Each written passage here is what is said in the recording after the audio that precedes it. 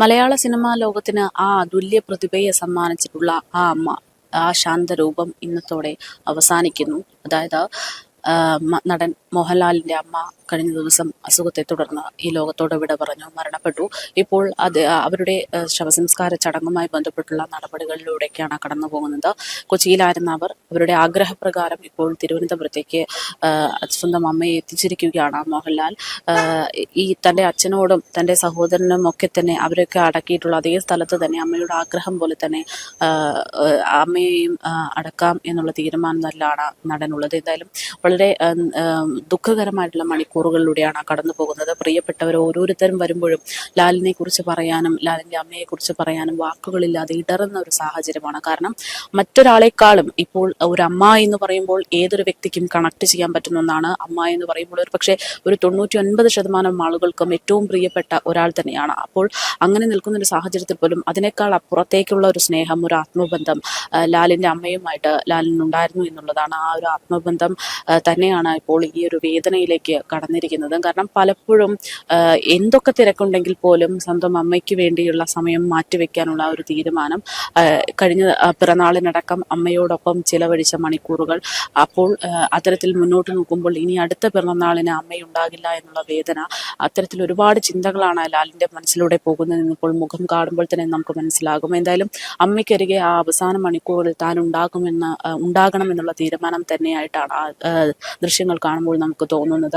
അമ്മയുടെ അരികിൽ നിന്ന് ഒരു ഇഞ്ച് മാറാതെ അമ്മയ്ക്കരികിൽ തന്നെ നിന്ന് അമ്മയെ ഉറ്റുനോക്കിക്കൊണ്ടിരിക്കുന്ന മകന്റെ ദൃശ്യം, അത് തന്നെയാണ് വളരെ വേദനാജനകമാണ്. എന്തായാലും ലാലിന്റെ പ്രിയപ്പെട്ടവരൊക്കെ തന്നെ വന്നുകൊണ്ടിരിക്കുകയാണ്. പ്രേക്ഷകരായിട്ടുള്ള മലയാളികൾ ഓരോരുത്തരും ആ അമ്മയെ അവസാനമായി ഒരു നോക്ക് കാണാൻ വേണ്ടി എത്തിക്കൊണ്ടിരിക്കുന്ന ഒരു സാഹചര്യമാണ്. സാമൂഹിക രാഷ്ട്രീയ മേഖലകളിലെ നിരവധി ആളുകളാണ് തിരുവനന്തപുരത്തെ വീട്ടിലേക്ക് അവസാനമായിട്ട് മോഹൻലാലിന്റെ ആ അമ്മയെ കാണാൻ വേണ്ടി എത്തിക്കൊണ്ടിരിക്കുന്നത്.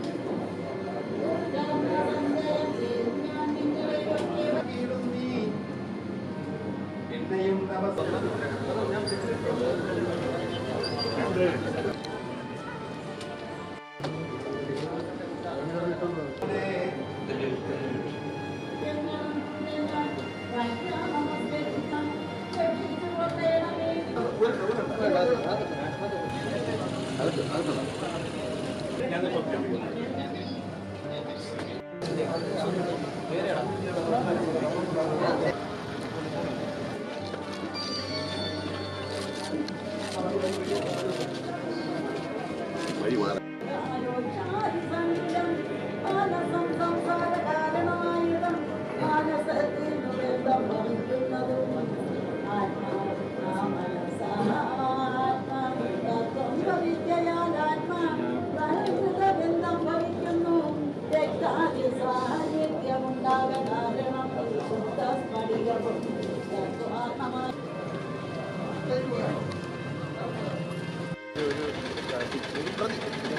ഒരു പ്രതിരോധിക്ക് പോയിട്ട് എങ്ങനെയായിരുന്നു 7 മാസം അവസാനം പോയി കിട്ടിയിട്ടുണ്ട്. അതൊന്നാമതേ വന്നപ്പോൾ 8 മണി. അതായത് ഇന്ന് ആകെ 2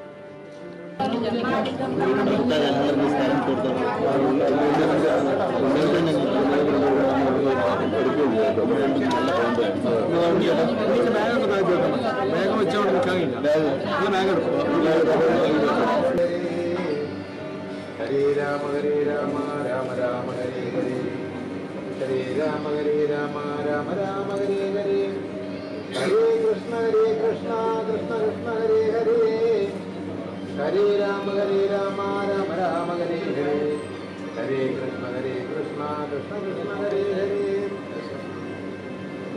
അന്തിനേരം വസിഷ്ഠനെ വന്ദിച്ചു ദശരഥൻ ദുർനിമിത്തങ്ങളുടെ കാരണം ചെയ്തതെന്നാൽ മന്നവ കുറഞ്ഞൊരു ഭീതിയും ഉണ്ടാകുന്നിപ്പോൾ പിന്നീട് അഭയവും ഉണ്ടാമെന്നറിഞ്ഞാലും ഏതുമേ പേടിക്കേണ്ട നല്ലതേ വന്നുകൂട് ഖേദവും ഉണ്ടാകേണ്ട കീർത്തിയും വർദ്ധിച്ചിടും. ഇത്തരം വിരസ്തരരുളി ചെയ്യും നേരം പദ്ധതി മധ്യേ കാണായി വന്ന ഭാർഗവനെയും നീലനീരതനിമനിർമ്മലവർണ്ണത്തോടും നീലലോകിത ശിഷ്യൻ പടപാലന സമൻ വൃദ്ധനായി പരശുബാണാസനങ്ങളും പൂണ്ട് പദ്ധതി മധ്യേ വന്നു നിന്നപ്പോൾ ദശരഥൻ നമസ്കാരവും ചെയ്താൽ ബുദ്ധിയും കിട്ടുമെന്ന് മറ്റുള്ള ജനങ്ങളും